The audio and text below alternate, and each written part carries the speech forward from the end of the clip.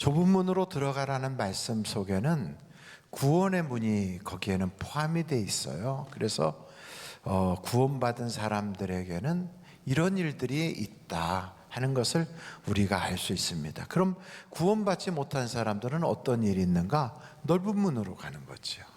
그러니까 구원받은 사람들은 이 좁은 문으로 가게 되어 있어요. 그래서 이 좁은 문에 대한 말씀이 우리에게 참 중요한 것입니다. 좁은 문에 대한 설교의 말씀 한번 먼저 보겠는데, 마태복음 7장 13절로 14절 보시면 좁은 문으로 들어가라. 멸망으로 인도하는 문은 어떻다고요? 크고 그 길이 넓어 그리로 들어가는 자가 많고, 생명으로 인도하는 문은 좁고 길이 협착하여 찾는 자가 적음이라. 그러니까 좁은 문으로 들어가는 길은 사람이 많이 안 가고, 넓은 문은 사람이 많이 가요. 그러니까 여러분, 사람이 많이 가면 일단 안심이 됐죠. 그리고 거기가 정상적인 것으로 느껴져요. 그러니까 이 세상 사람들이 대부분 구원을 받지 못하는 길로 걸어가면서도 안심을 하고, 그리고 그게 정상적이라고 느껴지는 것, 그러므로 좁은 문으로 들어가는 길로 잘 오려고 하지 않습니다. 근데 구원받은 사람들은, 그 멸망의 길을 벗어나서 천성에 가는 사람들은 이 좁은 문으로 들어가는 거지요. 근데 이 설교는 언제 하셨나 하면, 예수님께서 마태복음 7장에는 산상수훈이 5장부터 쭉 있거든요. 예수님이 초기 사역 시작할 때, 그러니까 예수님의 사역이 시작할 그 초기 때부터 이 말씀을 하신 거예요. 근데 오늘 누가복음 13장 말씀은 어떤 때 말씀하시고 있냐면, 예루살렘으로 올라가시면서 말씀을 하고 계세요. 여러분, 성경 구절 누가복음 13장 22절을 한번 보시겠어요? 거기에 보면 이렇게 나와 있어요. 예수께서 각 성, 각 마을로 다니사 가르치시며, 어디로 가신다고요? 예루살렘으로 여행하시더니. 그러니까 예루살렘으로 올라가는 목적이 있었어요. 그게 뭐냐면, 선지자는 예루살렘 외에 다른 곳에서는 죽지 않는다, 그런 말씀을 하시면서 나는 예루살렘에 간다, 이렇게 말씀하셨거든요. 그것은 죽으러 가는 거죠. 예수님의 사역 초기부터 마지막, 예수님의 사역 마지막 부분까지 동일하게 설교 내용은 좁은 문으로 들어가라 하는 거예요. 그렇다면 예수님께서 오늘 우리에게도 무슨 말씀을 하실까요? 좁은 문으로 들어가라, 이런 말씀을 하실 거라고 우리는 믿어지죠. 그래서 좁은 문으로 들어가는 일에, 여러분, 그럼 좁은 문은 과연 뭐냐 하는 것을 우리가 좀 살펴볼 필요가 있어요. 여러분, 기독도가 나오는 철로역정이라고 하는 책에 존 버년이라고 하는 유명한 분이 쓰신 거잖아요. 성경책 다음으로 많이 읽혀졌다고 하는데, 읽지 않고 그냥 그런가 보다 하는 사람들도 꽤 많아요. 그런데 참 존 버년의 그 책 철로역정이 잘 나왔어요. 만화책으로도 나왔거든요. 그러니까 여러분, 만화책으로라도 좀 보셔서, 그래서 이런 이야기 할 때 그런 것도 있구나 하면 도움이 될 거예요. 그런데 거기에 기독도라고 하는 크리스찬이 장망성, 장차 멸망당할 그 도시를 떠나서 천성을 향하여 막 가거든요. 근데 그때 전도자가 그래요. 좁은 문으로 들어가라. 좁은 문으로 가는 길에 세상의 현자들이라고 하는 자들이 쭉 서 있다가 그 크리스찬 기독도에게 말해요. 어디를 향하여 바삐가오? 난 저기 좁은 문을 향하여 갑니다. 큰일 났어. 거기 가면 아주 고생이 심할 텐데 왜 하필이면 그런 데를 가오? 거기는 사람들도 별로 안 가. 거기는 아주 좀 위험한 곳이고, 거기는 우리의 삶이 편안하지 못하오. 편안한 곳을 내가 알려주겠어. 그러면서 이제 넓은 문을 알려주거든요. 그러니까 이 세상 사람들이 가는 그 넓은 문에는 세상 사람들의 그 가치관과 사고방식이 쭉 있어요. 거기에는 5가지의 세상 사람들의 가치관이 있는데, 적어볼 사람은 적어보셔도 되고요. 뭐 다 외우시니까 여러분들은 워낙에 수준이 높잖아요. 근데 이제 세상 사람들은 5가지의 그 사고방식. 첫째, 아무도 믿지 마라. 세상 사람들 그래요. 여러분, 재벌집 막내 아들이라고 하는 드라마가 있었어요. 유명했었는데 거기에 그 회장이라고 하는 분 이름이 이제 진양철이라고 하는 분으로 나와요. 기억하십니까? 거기에 이제 재벌집 막내 아들의 이름이 진도준이라고 그래요. 그 다 벌써 웃는 분들은 같이 보신 분들이에요. 근데 거기에 유명한 대사가 있어요. 그 진양철이라고 하는 회장이 자기 손자한테, 도준이, 내가 너를 믿는 것 같으냐? 이렇게 물어봐요. 회장인 사람이지만 실제로는 자기 할아버지예요. 할아버지가 손자한테 내가 너를 믿는다고 생각하냐? 그걸 물어요. 그만큼 재벌들, 돈 있는 사람, 세상적으로 성공한 사람은 누구도 안 믿는다는 거예요. 자기의 아들들뿐만 아니라 손자까지도 안 믿어요. 그러면서 뭐라고 말하면 나는 돈만 믿는다 그래요. 돈만 믿는다. 그게 이 세상 사람들의 사고체계예요. 두 번째, 아무도 사랑하지 마라. 왜요? 사랑하다 보면 마음을 빼앗겨. 그래서 우리는 그 사람들에게 연약해질 수가 있다는 거예요. 세 번째, 현재에 안주하지 마라. 현재에 안주하면 더 이상 성장 발전할 수가 없기 때문에 그래요. 네 번째, 절대로 약한 모습은 보이지 마라. 약한 모습을 보이게 되면 사람들이 우리를 삼키려고 하고 짓밟으려고 하니까 절대 너의 약한 부분은 보이지 마라. 다섯 번째, 무슨 일 있어도 남들보다 한 걸음 앞서가라. 이게 이제 세상 사람들의 5가지 사고방식이에요. 우리가 들어보면 그렇게 해야 세상 성공하겠구나 이런 생각이 얼핏 들어요.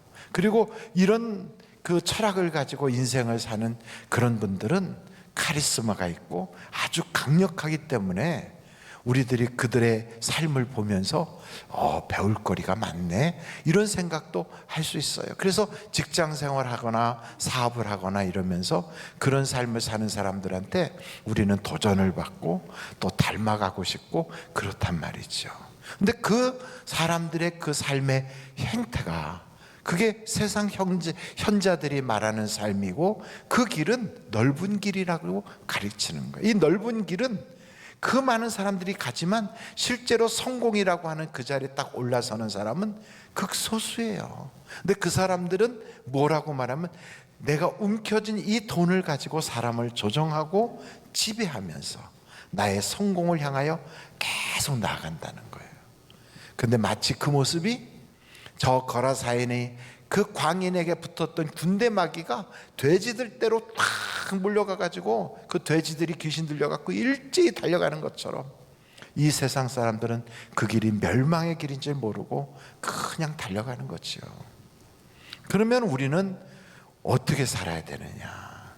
이제 믿는 사람들의 저 좁은 길, 좁은 문 이것에 우리가 생각을 좀 해봐야 돼요. 여러분, 우리는 어렸을 때부터 이런 세상 사람들의 그런 그 교육, 이 세상의 그 사고방식을 아주 동화책을 통해서도 철저히 배우면서 자라왔어요. 그래서 기독교인이 돼도 겉으로는 우리가 예수님의 가르침을 따라가는 것 같은데도 속까지 잘 변하지 않아요. 이게 참 문제거든요. 어렸을 때 여러분 백설공주라고 하는 동화책을 읽어보셨잖아요. 거기에 백설공주에 보면 거울아 거울아 이 세상에서 누가 제일 예쁘냐 뭐 그런 얘기 나오죠. 안 읽어보셨나? 그때 이제 그 거울이 그러잖아요. 아, 여왕님이 제일 이뻐요 이렇게 말하면 좋은데 아니라고, 누가 이쁜. 그러니까 이제 그 이쁜 사람 그걸 그냥 둘 수가 없어. 나보다 더 이쁘다고. 그래가지고 그 백설공주를 쫓아내가지고 저 산속에 어디 죽음에다 넣는데도 또 거울아 거울아 누가 이쁘냐 그랬더니 여전히 백설공주가 이쁘다는 거죠. 그러니까 그 공주를 죽이려고 할머니로 그렇게 자기의 모양을 바꿔가지고 사과를 이렇게 담아가지고 찾아가잖아요. 제가 지금 성경 얘기하는 거예요? 또 어린이 동화 얘기하는 거예요? 동화 얘기하는 거예요. 근데 거기에 갔을 때 이 할머니는 아주 마음씨 착한 할머니처럼 그러면서 미소를 띠고 친절함을 가장해서 백설공주에게 접근해요. 그러면서 사과를 주는 거죠. 근데 이 사과는 뭐가 있는 사과예요? 독이 있는 사과. 우리는 어렸을 때부터 그걸 보면서 사람들의 미소와 친절 뒤에는 독이 묻은 사과가 있어. 이걸 배우는 거예요. 그리고 그들의 가면 뒤에는 나를 언제든지 죽이려는 칼을 품고 있어. 어렸을 때부터 그 아주 무시무시한 걸 배우면서 우리는 자라는 거지요. 그러므로 아무도 믿지 말아야 돼. 이런 생각을 갖게 하거든요. 은연중에 그런 교육을 받고 우리는 자라왔어요. 그래서 교회 가면 이제 이런 걸 가르칠 때, 그래, 사람은 믿음의 대상은 아니고 사랑의 대상이야, 이런 얘기할 때 은혜가 되는 거지요. 왜냐하면 그렇게 우리가 배워왔으니까. 그러면서 고개를 끄덕거리면 이 세상은 도리어 우리 보고 이 바보야, 아무도 사랑하지 말라니까 우리한테 그래요. 그 사랑 때문에 너가 망할 수도 있어. 우리한테 그런 경고를 하는 거예요. 너는 누군가를 사랑하고 내 마음이 연약해질 때 그 사람들에게 배려하겠다고 그러고 그 사람들에게 뭔가 하나라도 더 나눠주려고 그렇게 생각하는 것 그 자체가 약한 자들의 행태야. 그건 실패하는 자들의 발걸음이거든 하고 세상이 우리에게 탁 찔러요. 그러면서 어렸을 때 우리가 배웠던 동화책이 또 기억이 나요.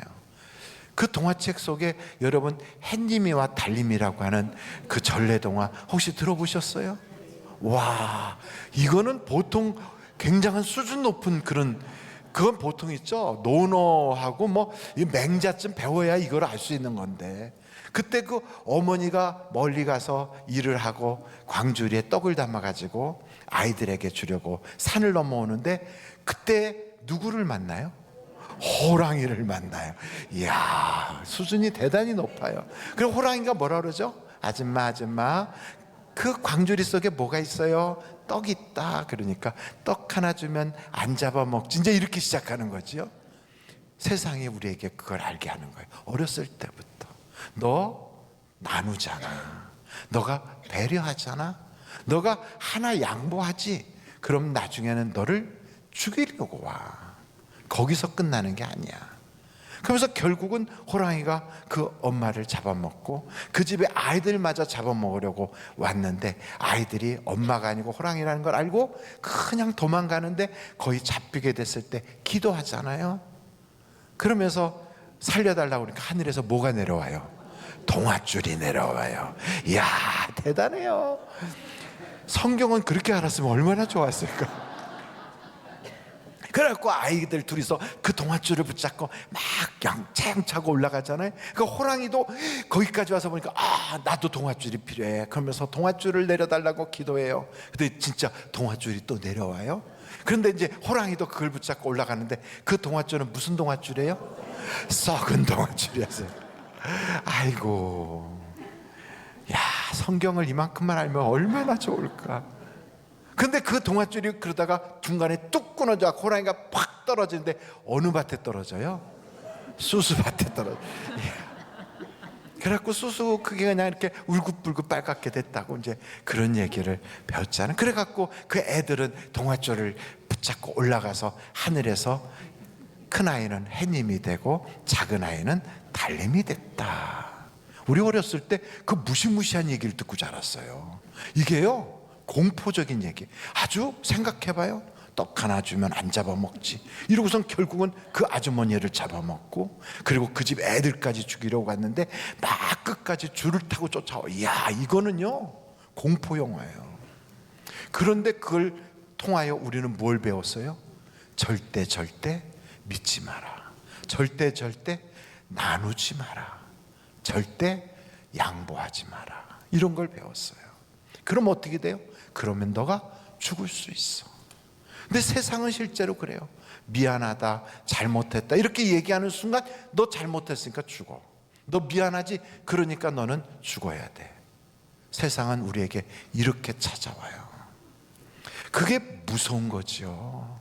그러니까 우리 보고 절대로 양보하지 마라. 근데 여러분, 그렇게 살면 어떻게 돼요? 하나님의 나라에 들어가는 자의 삶이 아니라는 거예요.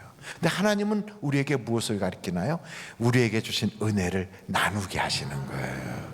너는 세상에 그 축복의 통로야. 하나님이 주신 그 사랑을 나누고 하나님께서 주신 그 은혜를 다른 사람에게도 베풀어서 모두가 함께 잘 살게 하는 그런 축복의 통로가 되어야 해. 우리는 교회 가서 그런 말씀을 배워요. 그러면서 선한 일을 행하고 나누는 걸 배우고 또 구제하고 이런 걸 가르친다고요. 그럼 여러분, 세상에 성공한 사람들, 이 세상의 가치관을 가지고 살아가는 사람은 그런 이야기를 들으면 속으로 비웃어요. 왜요? 그렇게 해서 언제 성공하려고 비웃어요. 그러면서 그들은 무슨 생각하냐면, 그래, 내가 성공하는데 사람들에게 내 이미지 관리를 통하여 그게 필요할 수 있겠다. 그래서 사회적 기업을 포장해요. 자기가 사회적으로 구제하는 굉장히 양심적인 사람인 것으로 자기를 가면을 써요. 그러면서 선행이나 구제, 그리고 그 축복을 나누는 것이 삶의 목적이 아니라 그것은 하나의 수단일 뿐이에요. 뭘 위한? 성공을 향한. 그래서 이 세상의 기업들이 자기 기업을 홍보하기 위해서 그런 것들을 많이 이용을 하지만 실제로 기업가들은 그 속에 인간성의 냄새가 나질 않아요. 아주 살벌하지요. 그리고 그들은 짓밟고 올라가는데 하여간 가차없이 약한 자는 밟아버리고 다시는 나의 라이벌이 되지 못하게 아주 흔적도 없이 짓밟아버리는 그것을 자기들의 삶의 태도로 삼는다고요. 그리고 자기 앞에 맡고 있는 건 다 쳐버리고요, 다 힘으로 밀어붙이고, 그리고 불도저처럼 막 밀고 나가요. 그런데 그런 사람을 보면서 우리는 카리스마 있다, 능력 있다, 무섭다라고 생각도 하면서 그러나 대단하다 이렇게 보면서 존경심을 갖는다고요. 이게 세상이에요. 근데 여러분, 그렇게 사는 사람들은 큰 나무와 같이 성장은 할 수 있어요. 근데 여러분, 그런 나무 밑에는 주변에 어떤 나무도 없어요. 어떤 생명체도 살지 못해요. 그래서 자기 혼자 유아독존하듯이 다 독야청청하는 거죠. 결국 어떻게 돼요? 주변은 다 사막으로 바뀌는 거예요. 그래서 결국 자기도 사막 한가운데 턱 놓여있는 나무가 되더니 결국 자기도 쓰러지는 거죠. 그러나 여러분, 하나님은 우리가 나누길 바래요. 같이. 그러면 우리 주변도 다 같이 푸르러지고 다 같이 잘 살게 돼요. 그래서 전체가 다 굉장히 아름다운 초원이 되고 거기가 사람 살기 좋은 그러한 복지가 되는 거지요. 그럼 다 같이 살게 되는 거예요. 여러분, 진정한 행복과 축복은 하나님의 말씀대로 살 때 거기서 나타나게 돼 있어요. 그런데 그걸 못하기 때문에 세상 사람들은 혼자만 살아남고 짓밟고 올라가는 것만 생각해서, 여러분, 성공한 사람 주변에는 상처받은 사람만 있어요. 이 세상에 엄청나게 유명 인사들 주변에 가서 보면 다 아파서 절절매요. 가슴앓이 하고 있어요. 인간적으로 엄청난 아픔과 상처에 슬퍼하고 있어요. 그 사람 혼자만 다 서 있고 그 주변은 다 울고 있는 거지요. 행복할까요? 그런 사람들이 성공한 가정이라고 그 가정은 과연 행복할까요? 그렇지 않아요. 돈 많은 재벌집의 자녀들, 우애가 깊은 가정 거의 없어요. 다 형제간에 재판 걸고, 심지어는 부모와 자식 간에도 재판하고 서로 원수같이 살아요. 무슨 왕조처럼 왕자의 난이니 무슨 난이니 그런 소리 해가면서 형제 간에도 피비린내가 나요. 이 옆에 가까운데 우리가 알잖아요. 롯데 빌딩 멋있게 져놨어요.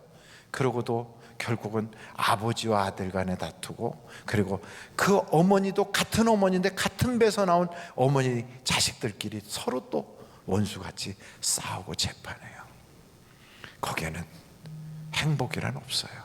근데 여러분, 하나님 안에서 우리가 말씀대로 살잖아요. 그럼 어떤 일들이 있는가? 잠언서를 한번 찾아볼 텐데 10장 22절이에요. 잠언서 10장 22절. 우리 한번 같이 읽겠습니다. 시작. 여호와께서 주시는 복은 사람을 부하게 하고 근심을 겸하여 주지 아니하시느니라.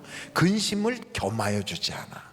그러니까 여러분이 내가 물질의 복을 받든지 내가 어떤 자리에 앉든지 이렇게 할 때 세상 사람들과 다르기 때문에 핍박은 할 수 있고 박해는 받을 수 있지만 근심이 오지는 않아요. 근심이 온다는 건 이거는 거기에 하나님이 기뻐하지 않는 것이 있어서 그런 거예요. 우리가 근심할 거는 구원받지 못한 거라든지 기도 많이 못하는 거라든지 영적인 근심을 통하여 우리가 영이 더 잘되게 하는 그러한 생명의 근심은 가능하지만 세상 근심은 우리를 망하게 하는 거거든요. 그것은 마귀로부터 오는 거예요. 그래서 여러분, 근심이 없는 그러한 하나님의 축복은 좁은 길로 갈 때, 좁은 문으로 들어갈 때 거기서 얻어지는 거예요. 여러분, 이삭이라고 하는 사람이 아브람 때처럼 흉년이 찾아오고 가뭄이 왔어요. 이 사람이 흉년이 오니까 도저히 살 수가 없어서 아버지 아브람 때도 애굽으로 갔던 것처럼 자기도 애굽으로 가려고 또 출발해서 가는데 하나님의 말씀이 애굽으로 가지 마라, 그냥 여기에 머물러라 그래요. 여러분, 그 말씀에 순종하는 것이 좁은 문이에요. 애굽으로 내려가는 건 누구나 다 갈 수 있는 거예요. 근데 좁은 문에 딱 들어가면 쉽지가 않거든요. 그런데 그 좁은 문에 순종하였더니 하나님이 당년에 농사를 져서 100배의 복을 주셨다는 거예요. 여러분, 하나님 말씀대로 순종하면, 세상의 이치대로 하면 굉장히 성공할 것 같은데 거기엔 근심과 불행과 성공이 같이 와요. 그런데 하나님의 말씀대로 순종하여 그렇게 나아가면 하나님께서 100배의 복을 주시는데 거긴 근심은 없어요. 다만 뭐가 있냐면 박해는 있어요. 여러분, 성경 말씀 창세기서 26장 12절부터 16절까지 한번 보겠어요. 이삭이 그 땅에서 농사하여 그 해에 얼마나 얻었다고요? 100배나 얻었고 여호와께서 복을 주심으로 그 사람이 창대하고 왕성하여 마침내 거부가 되어 어떻게 됐어요?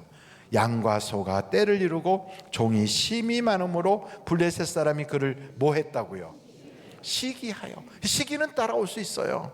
그 아버지 아브람 때에 그 아버지의 종들이 판 모든 우물을 막고 흙으로 메웠더라. 핍박도 오잖아요. 그리고 아비멜렉이 이삭에게 이르되 내가 우리보다 크게 강성한 즉 우리를 떠나라 하고 쫓아내는 일도 생겨요. 그러나 근심은 없어요. 이상하게 이런 어려움들이 찾아와도 하나님이 주시는 복을 받은 사람들은 마음이 편안해요. 그러니까 세상에 문제가 없는 것이 아니고 문제는 있지만 이상하게 마음이 편안해요. 이게 왜요? 하나님 안에 있기 때문에 그래요. 여러분, 성경 구절을 한번 볼 텐데 디모데전서 6장 6절서부터 한번 보겠습니다. 8절까지 다 같이 읽겠습니다. 시작. 그러나 자족하는 마음이 있으면 경건은 큰 이익이 되느니라.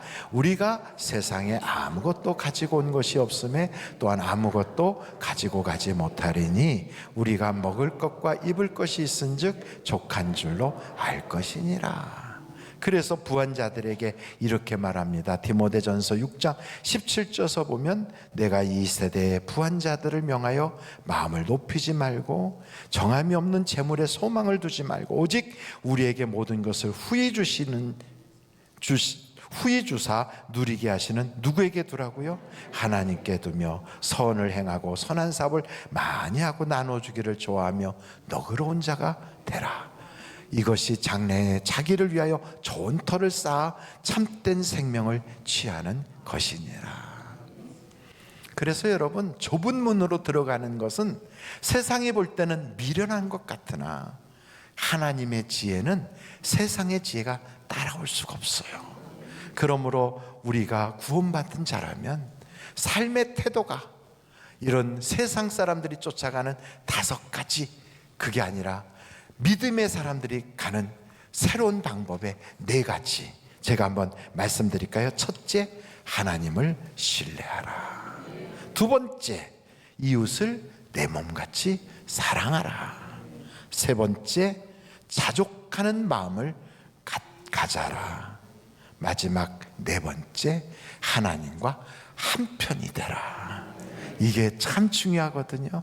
저는 여러분들이 이렇게 사셔서 하나님의 축복의 통로로 남은 인생이 여러분의 미래가 든든해지는 생명의 길을 걸어가시는 축복의 사람들이 되시기를 주님의 이름으로 축원합니다.